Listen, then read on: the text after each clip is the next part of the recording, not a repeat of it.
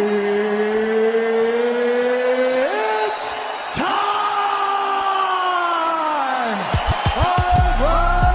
the undisputed UFC.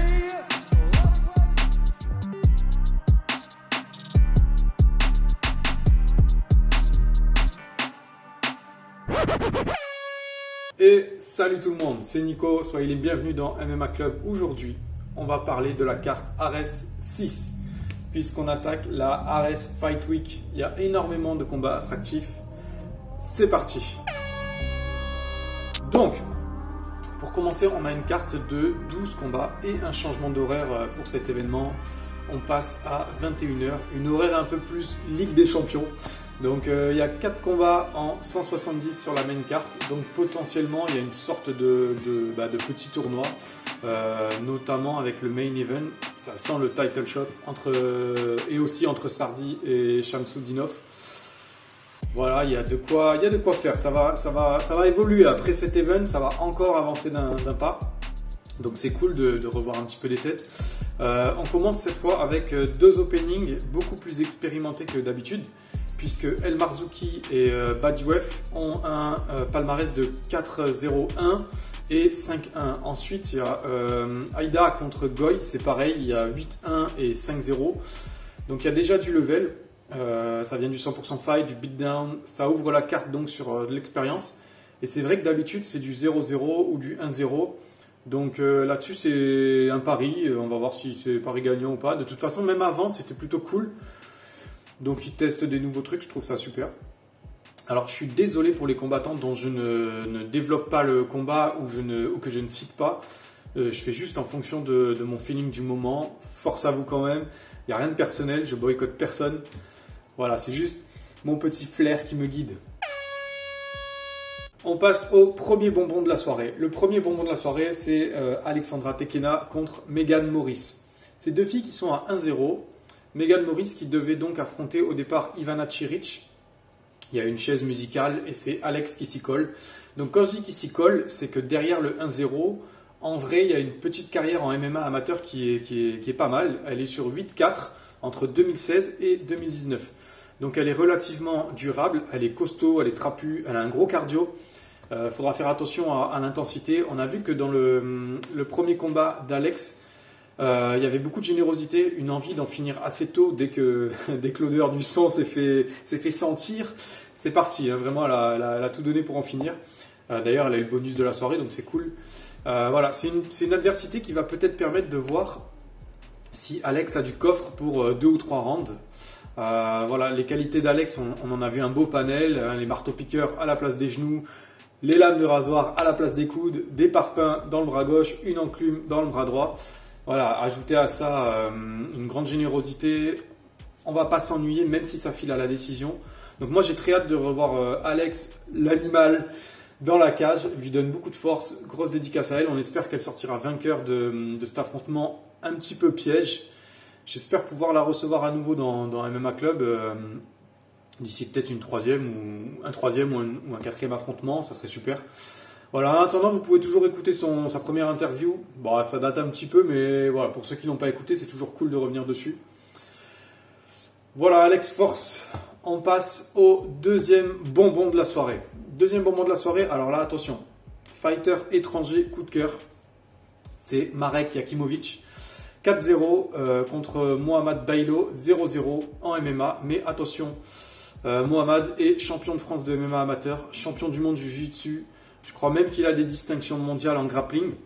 En équipe de France aussi, champion d'Europe, médaille d'argent au championnat Jiu-Jitsu brésilien, panaméricain. C'est un pétard le gars.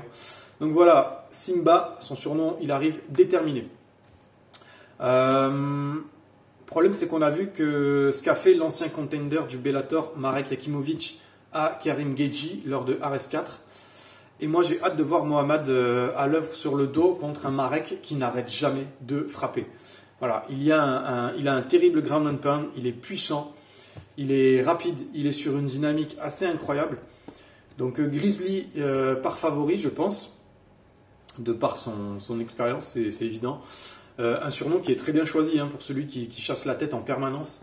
Geji avait passé une sale soirée au sol toute la soirée, donc voilà, c'est compliqué. Gros combat en prévision et vraiment un super matchmaking. Je regrette une chose, toutefois, c'est de retrouver Marek Jakimowicz en début de prélim alors qu'il avait brillé à RS4. Il y a Karim Gadji qui est en main carte. Alors je dis pas que Karim ne mérite pas d'être en main carte, c'est pas du tout le problème. C'est simplement que je m'attendais à ce que Marek soit un petit peu plus récompensé. Voilà. Donc vous pouvez retrouver aussi une interview écrite de celui-ci dans le site MMA Club. Le lien est aussi dans la bio Insta là, avec le reste. Concernant Mohamed Bailo, il est très athlétique, il a une forme physique assez incroyable. Il est très longiligne, en fait on dirait qu'il est beaucoup plus mince, mais il est quand même costaud.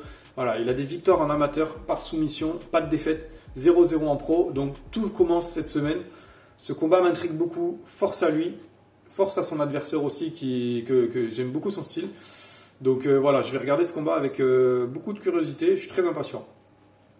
Ensuite, on passe à Daria Zeleniakova contre Liana Jojua. Je ne sais pas si je prononce très bien son nom, Jojua.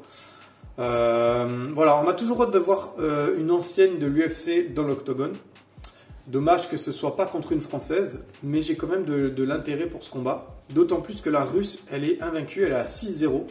Mais elle bénéficie d'un parcours relativement à sa portée. Alors que Jojua a un palmarès de 8-5, mais elle s'est frottée à un bon niveau puisqu'elle a fait 4 combats à l'UFC avec un bilan de 1-3, donc une victoire et 3 défaites. Mais au moins elle s'est testée, quoi. Elle a une grosse fanbase, elle est suivie par plus de 600 000 personnes sur Insta. Elle est très attractive, elle est très jolie. Donc pourquoi pas profiter de cette vitrine qu'elle peut apporter au Ares, notamment en cas de victoire. En cas de défaite, ça ferait un petit peu tâche quand même parce qu'on a... Pardon. On a quand même parlé d'elle, on a quand même placé des grands espoirs en elle et quand ça ne fonctionne pas dans le gratin, bah, c'est une chose, mais dans l'antichambre, c'est un peu comme Staropoulos, quoi. Il y a une marge d'erreur qui est un peu moins tolérée, elle est un peu moindre. Bon, bah, lui, c'est passé, il a fait son combat, donc voilà, on attend d'elle qu'elle fasse également la même chose. Je pense qu'elle le sait, elle aura un petit peu de pression. Donc ce sera un super combat à suivre parce qu'il y a de l'intérêt en cas de victoire et ben, en cas de défaite c'est compliqué. Donc voilà, je pense que ça va être tendu. Regardez ce combat. Ensuite, un petit mot sur Arthur Demonceau contre Jan Entwistle. J'ai pas grand chose à dire. Je demande à voir. Demonceau qui est sur une super dynamique de 4 victoires. Entwistle qui est passé par le Cage Warrior, par l'UFC. Il a perdu contre Dan Hooker notamment. Il est allé au Brave avant d'atterrir sur Ares sur un bilan mitigé de 9-4. Mais c'est pas dégueulasse non plus, c'est pas mal. Voilà, donc 2 mecs assez expérimentés, un Français qu'on va supporter et suivre de près. On va voir ce que ça donne sur le sol francophone, sur le sol français, pardon. Voilà, moi je pense qu'il a à cœur de combattre chez lui. Ça va être cool, ça va être un beau combat assez explosif, assez technique. Donc voilà, à suivre. Un petit mot aussi pour Karim Gadji contre Jordan Zebo. Donc deuxième main card pour Karim. Après le 100% fight, le Glory, le Bellator Kickboxing et un début à Ares un peu frustrant. Une deuxième belle opportunité pour lui dont on connaît le talent, hein, de prendre ses marques au Ares. Malheureusement, il n'a pas eu l'opportunité de s'exprimer contre le Grizzly. Donc je disais tout à l'heure Marek Jakimowicz. On espère le voir un peu plus à l'œuvre vendredi contre Jordan Zebo. Celui-ci est à 1-0 en pro, un beau combat, hein. Il lâche rien, 3-3 en amateur. Le Fauve a participé au championnat du monde de MMA amateur, très athlétique, très vif, des bonnes combinaisons en pied-point. La différence se fera sûrement sur le jeu au sol et les potentiels changements de niveau. Voilà, ça sent quand même le gros banger en prévision car ils sont tous les deux très généreux. Je pense que Karim a à cœur de faire oublier sa première prestation accidentelle, on va dire, lors de Ares 4. On sait tous qu'elle ne reflète pas son talent. Donc c'est pareil, hein, c'est un combat qu'il va falloir suivre de très près. Franchement, le matchmaking est vraiment de qualité. On voit des mecs qui doivent rebondir, des mecs qui arrivent et donc qui ont déjà brillé, on va dire, qui ont déjà montré qu'ils étaient là. Donc voilà, les matchmakers sont de qualité, les chercheurs de tête sont de qualité, il y a du talent. Le troisième bonbon de la soirée, et c'est un putain de flan Haribo, mon bonbon préféré, c'est Michael Marisardi. Certainement le type avec le plus de flow sur la carte, vraiment, contre Baysangour Shamsumdinov. Le gars plus que sûr. Alors là, c'est l'affrontement que j'attends le plus sur cette carte, et c'est peut-être autant que Amoussou contre Abdouragimov pour Ares 7. Voilà, c'est peu dire. Duel incroyable. Je connais pas Sardi personnellement, voilà, il dégage un truc cool, il a l'air incroyable. En plus, il a accepté un combat que beaucoup ont refusé. Chaud, voilà, monsieur n'est pas là pour mettre du verre sur son Sherdog. Néanmoins, ce combat n'est pas gagné par avance, donc il n'y a pas de souci. J'avoue que je sais pas grand chose de lui, à part qu'il est au NR Fight et qu'il aura de ce fait un corner 5 étoiles, ça c'est évident, chez eux ça rigole pas. Le team play, on va dire, c'est quelque chose qui leur tient à cœur. Le NR Fight, ils viennent pas pour rien. Le corner c'est carré, le game plan c'est carré, ça on le sait. Maintenant il faut reconnaître qu'en face c'est du très très lourd, 3-0 ou 5-0 en pro pour Baisangour, selon le point de vue. Hein, il m'a expliqué en interview pourquoi il avait 3-0 officiellement alors qu'il était à 5-0. Pour ceux qui n'ont pas écouté, justement, c'est l'occasion, allez-y, foncez, puisqu'il combat, cette semaine et que l'interview est quand même assez fraîche. Interview incroyable, on parle de plein de choses, on découvre un humain avec beaucoup de belles choses derrière le combattant dur et froid qu'il laisse paraître. Bref, repassons au plan sportif. Baisangour, c'est très complet, il y a une grosse base de judo capable de vous en coller une bonne pour vous endormir ou de vous maintenir la pression pendant tout un round. C'est un sacré poison qui n'hésitera pas à utiliser non plus, non pas ses points forts, mais vos points faibles. Donc voilà, il sait où il met les pieds, donc ça risque d'être encore un affrontement solide. Il a le coffre pour du 3 rounds, il a déjà couché des adversaires. Franchement, c'est le caramello du soir, hein. Ce combat, c'est vraiment du lourd. Donc Michael, si tu nous écoutes, je kiffe tes ensembles short chemise, t'as un gros flow. Baisangour, si tu m'écoutes, merci pour les références manga. Les gars, je vous souhaite un bon combat et que le meilleur gagne. Vraiment, c'est du bonus. Ne ratez vraiment pas ce combat. Le quatrième bonbon, celui-là, il est sucré-salé. Alors, ça va faire très très mal. Pareil, hein, il n'y a pas besoin d'avoir un gros Sherdog pour apprécier la qualité d'un combattant. Et là, franchement, pour ceux qui ont un petit peu de flair, celui-là, il va être incroyable. C'est Jackie Jeanne 1-0 contre Hugo Guyon 1-0 et un no contest. Alors, j'ai vu leur précédent combat. Guyon, c'est costaud. Physiquement, il arrive en forme. Il est comme ça, bien en place, dur à bouger au corps à corps. Sa prestation récente au Cage Warrior aurait mérité une victoire par simulation. Voilà, c'est assez grotesque de la part de son adversaire ce qui s'est passé. Il faut faire avec et aller de l'avant. Donc j'imagine que c'est pas facile à encaisser parce que le coup de genou qu'il a placé, supposé illégal, était parfaitement placé dans le ventre.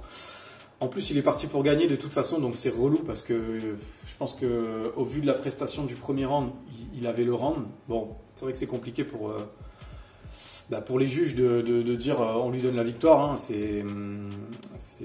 On n'avait pas assez vu en fait pour en être là. Donc le no contest, il est ce qu'il est, il faut faire avec. Voilà. Il a tout pour faire parler de lui, hein, sur le plan national en battant Jeanne, qui vient de battre Yacine Bouganem. Il enverrait un sacré message, sauf qu'en face, Jackie Jeanne est quand même un sacré client. Voilà. Il arrive du bingo, récemment il s'est entraîné au MMA Factory. Une grosse salle, on en a déjà parlé pour son dernier combat à Ares 5, je crois. Ou 4 peut-être. Jeanne est champion de France de Muay Thai en 2020, donc il est vraiment dans une forme et une dynamique incroyable. Il a montré qu'il était super solide, il avait du répondant, il sait encaisser, il sait accepter les temps faibles et repartir sur des temps forts. Franchement, c'est une machine. Voilà. Donc sa victoire dans un combat magnifique et complètement fou contre Yacine Bouganem est déjà entré dans l'histoire de Ares, hein, comme un des meilleurs combats de l'organisation pour l'instant. Lui aussi a tout pour confirmer et s'installer comme un sérieux outsider de la catégorie. J'ai vraiment hâte de voir ce combat parce que de ce que j'ai vu de Guyon, il n'a pas peur de briser la distance, il n'a pas peur de travailler au corps. Jeanne qui est très fort avec ses coudes, ça ne va pas le déranger. Donc voilà, ça promet 2 game plans qui vont se rentrer dedans et qui vont certainement donner quelque chose de très très explosif. Encore un combat incroyable à ne pas rater, vraiment, hein, vraiment. Donc voilà, on passe au dernier combat de la soirée, on passe au main event. Alors, ce que je vais dire n'est pas ni négatif ni péjoratif, c'est juste des petits constats comme ça. Alors autant Tulchayev, il est à 5 victoires d'affilée, un magnifique finish à Ares 3 et une belle union avec le public. Je comprends totalement qu'il bénéficie du main event au vu de la situation de Marcel Sitcheyev. Je comprends qu'ils aient basculé ce combat-là en main event. Autant Damiani, avec 2 défaites d'affilée, son plus beau bilan au Cage Warrior, c'est 1-1. C'est un pari un petit peu risqué pour un main event, donc je ne sais pas trop. J'ai vu qu'il était, je crois, numéro 1 en Italie. Donc il a de la valeur. Ces 2 défaites sont peut-être accidentelles. J'ai pas vu, hein, je vais pas mentir, j'ai pas vu. J'ai pas regardé ces 2 précédents combats. Après, ça veut rien dire, le combat peut être complètement fou. Moi, de toute façon, plus il y a d'Italiens et d'Italiennes, plus je suis preneur, plus je sors le drapeau. La Moretti sur la table basse, ça fait très très bof dit comme ça. Voilà, donc je crois qu'au RS4, les Italiens ont fait 3 défaites sur 3 combats. Donc là, j'espère qu'il va nous sortir la masterclass. Mais j'aime bien aussi Tchouchaïev, donc voilà, vous l'avez compris, hein, je ne suis pas très inspiré pour ce main event. Mais je trouve que c'est très très excitant comme carte globalement, notamment parce qu'il commence enfin à y avoir des continuités avec les combattants. C'est-à-dire que on a vu lors du RS3, RS4, RS5, des mecs qui reviennent maintenant, donc c'est cool. Il commence enfin à y avoir une belle continuité.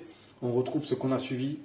Voilà, donc ça fait un petit peu office de... Le RS3 a fait un petit peu office de RS1 pour le public français, dont la continuité commence vraiment pour la plupart des gens, en fait, parce que sur RS1 et 2, c'était des événements qui n'étaient pas forcément facilement médiatisables en France. Donc c'est plus facile maintenant, je pense, pour l'enchaînement des combats. Voilà. Voilà, avec RS6 et 7 avant la trêve, on va être vraiment gâtés.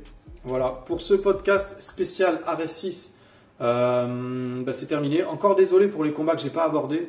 Peut-être la prochaine fois, du coup, hein, je vais faire une petite propagande. Likez les publications, s'il vous plaît. Passez faire le coucou pour mettre les 5 étoiles sur Spotify, le Apple Podcast, le petit favori sur Deezer, le pouce vers le haut sur YouTube. Je sais que c'est chiant la propagande. Je sais que c'est chiant quand on répète ça à chaque fois, à chaque podcast. Mais ça aide vraiment quand on fait ça par passion, pas pour le fric. Quand on partage du contenu, la seule récompense qu'on a, c'est de vous qu'elle vient. Donc voilà, dédicace à tous ceux qui écoutent, qui soutiennent, et dédicace à ceux qui vont un petit peu récompenser le travail en mettant un petit clic quelque part. C'est très important et je vous remercie fort.